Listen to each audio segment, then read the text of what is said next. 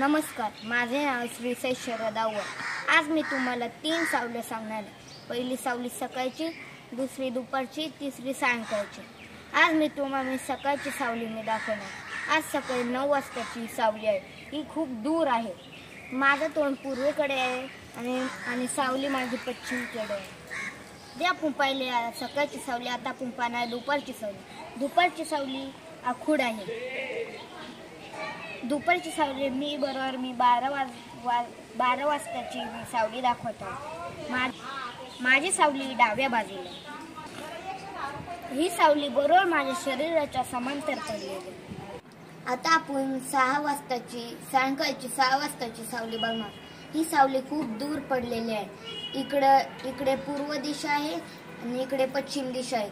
सूर्य इकडे मावळत आहे, म्हणून याच्या ऑपोजिट साइडला माझी सावली पडलेली आहे। धन्यवाद।